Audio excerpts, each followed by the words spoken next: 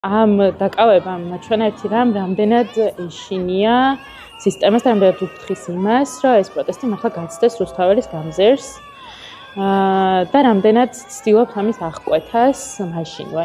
იმიტომ რეალურად ჩვენ არანაირ საფრთხეს არ წარმოადგენდით, არანაირ პოლიციაზე თავდასხმას და რაიმე იმას არ ვაპირებდით.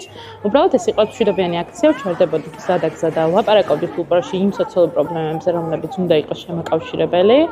ყველასთვის პრინციპში და ეს სისტემამ ძალიან კარგად იცის, რომ სწორედ ეს არის იარაღი, ყველაზე ძლიერი იარაღი მათ წინააღმდეგ. დაგვაკავეს 6 ადამიანი, აქედან 4 ქალი და დაკავების დროს, რაც ძალიან მინიშნა იყო, ეს ძალიან განსხვავებული დამოკიდებულებები თვითონ პოლიციელების მხრიდან და ძალიან ათელი იყო, ძალიან მარტივად მიხვდებოდი, ვინ იყო რაღაცა ტიპის მაღალჩინოსანი, თავის დამოკიდებულებებიდან და ქცევებიდან გამომდინარე და ვინ იყო უბრალოდ ის, ვინც ასრულებდა რაღაცა ტიპის დავალებას და არასდროს არ დამოვიწყდება იმ პოლიციელების სახეები, რომლებიც მართლა თავჩაღუნულები გვიყურებდნენ და თვალებსაც ვერ გვისწორებდნენ, იმიტომ რომ შიგნითაც ხვდებიან ამ კანონის აბსურდულობას.